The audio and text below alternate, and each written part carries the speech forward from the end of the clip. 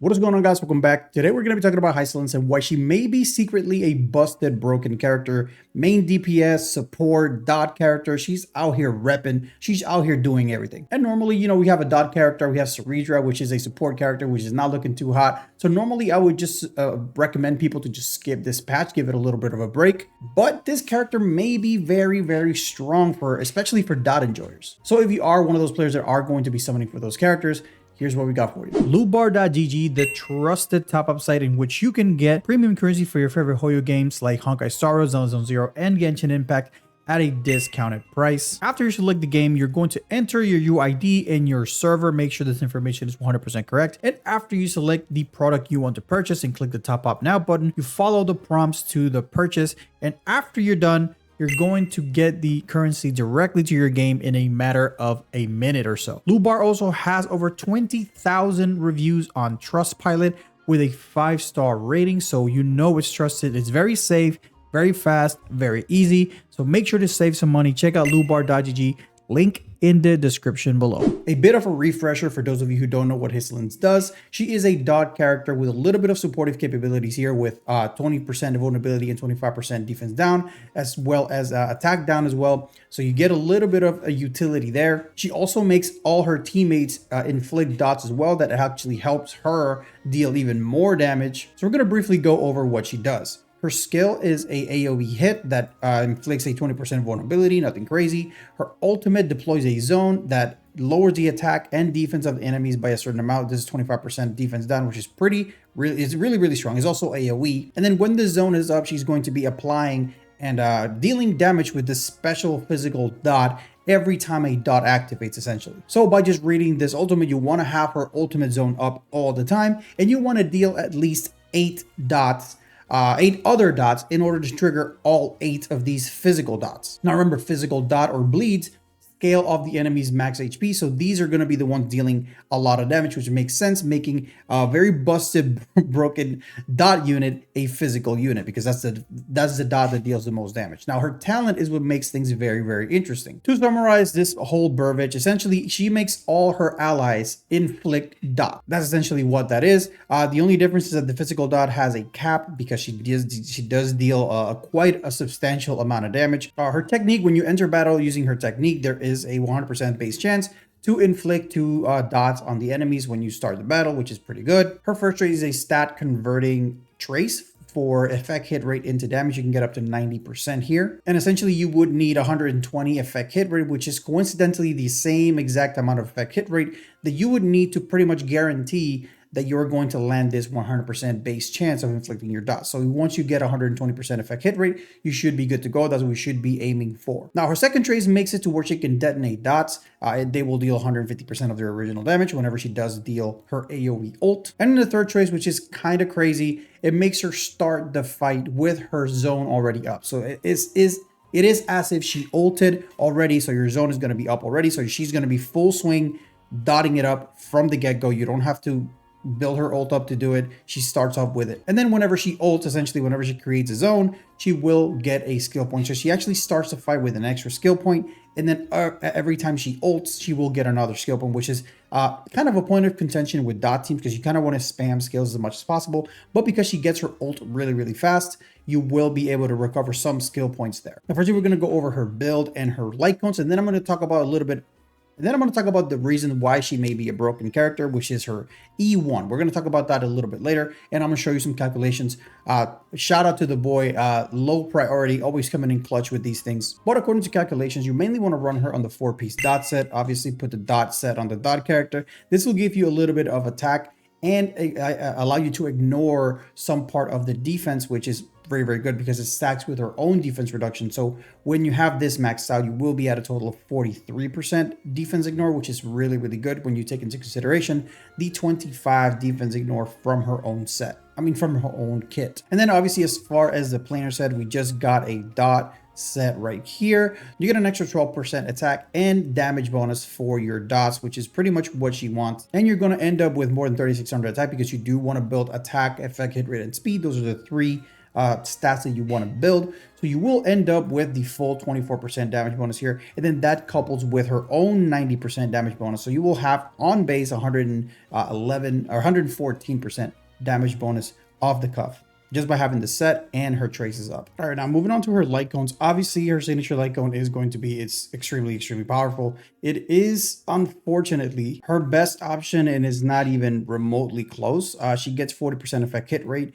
And when you inflict the dots, you get the enthrallment effect, which is essentially a dot vulnerability, and you can get it up to 30% dot vulnerability. And also, whenever an ally attacks an enemy with enthrallment, they're going to get their speed increased by 10% for 3 turns, which is really good utility for the rest of the team. Unfortunately, the free-to-play alternative, the very next free-to-play alternative that we have, is going to be Eyes of the Prey right here, which is going to give us 40% effect hit rate and dot damage by 48%, which is pretty good, but we lose out on a lot of utility from her from her signature light cone. And unfortunately, according to calculations, it's about 38% less effective from her signature light cone. So the disparity between the signature light cone and the free-to-play option is very, very large. Now, if you were one of the people that pulled Zhao Shou's light cone, that is another light cone that's a little bit closer. It's still 21% away from the signature light cone, but it's still a very decent option. You get extra vulnerability here with Zhao Shou's light cone. And then also a little bit better than that one is going to be Cypher's light cone, is because you get extra defense ignore with this one. Another one that actually works really well is going to be Lai's Dance on the Breeze. You get a little bit of extra speed, extra defense ignore to increase your own defense ignore, and from the set as well. So this one actually works with her as well. If you pulled for Cypher's light cone, also works.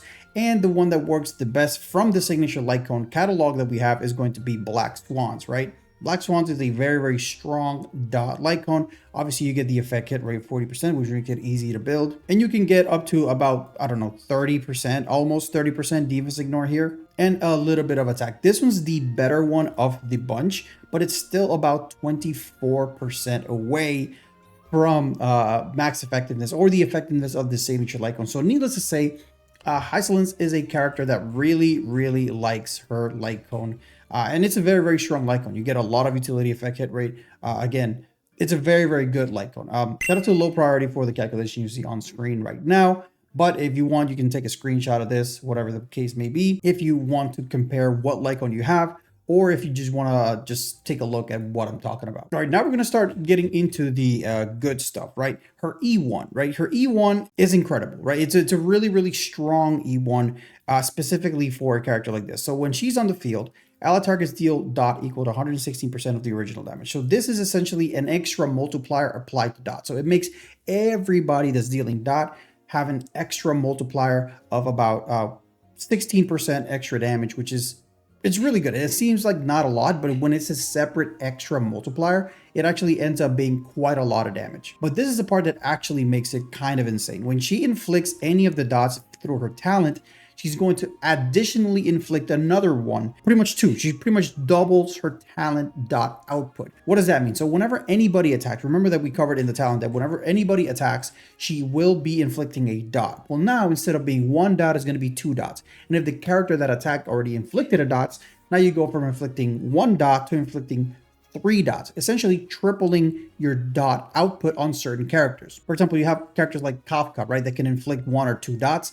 Now you can inflict like 5 dots or 4 dots every time you attack. It's actually pretty insane. This will skyrocket her damage. The calculation suggests about a 72% damage output increase, making it the single best upgrade that you can get for Hysilense. Now, not only that, this Eidolon right here, as I'm going to show on the screen right now, this Eidolon right here makes Hysilense pretty much a main DPS. Like, she's dealing millions upon millions upon millions of damage. Yeah, it's kind of crazy, okay? So if you are a dot enjoyer, a dot connoisseur, the E1 Hysilense is going to be the character for you, because she's going to be doing insane amount of damage. Here we have a breakdown of all the teams that we have calculated. And as you can see, Kafka E1, Black Swan E1, S1, and Hysilense E1, S1, almost doubling, more than doubling the initial damage, which the initial damage is the Black Swan E0S1 and Hysilense E0S1. So you double the damage from your E0S1 with Black Swan E0S1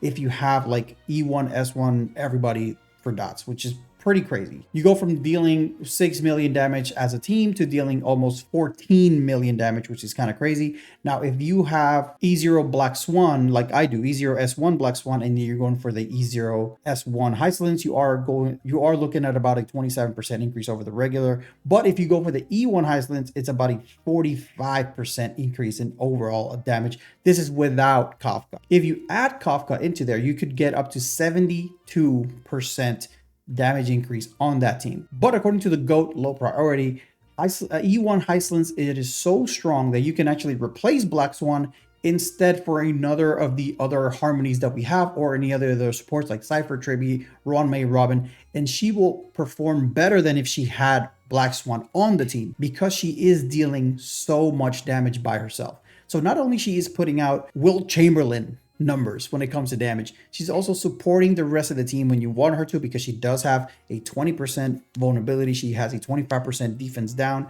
If you have her like, when you get extra dot vulnerability and you get the extra added speed on you, she's just doing it all. Okay, the only thing she's not doing is healing. That's the only thing that she's not doing. She's doing support.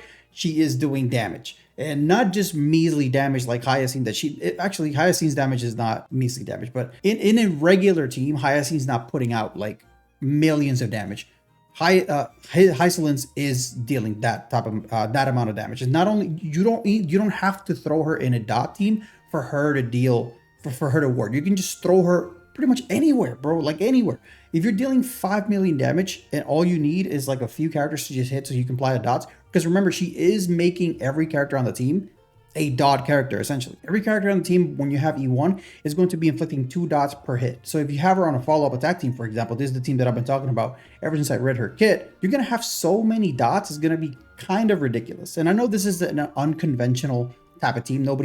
Probably nobody's talking about a follow-up Hysilense team, but it's just an example of how versatile this character is when you have her dealing so much damage and also supporting the team, increasing the team's overall damage outside of the dot. So needless to say, this is a very, very exciting character for me. And out of the two, I think I'm very excited about Hysilense. I don't think Saridra is going to be the character for me, even though I do have Finon. We'll have to wait and see, but let me know what you guys think in the comment section below about Hysilense. Are you excited? Are you a dot enjoyer? Put it in the comments if you are a dot enjoyer. Until next time, guys, see ya.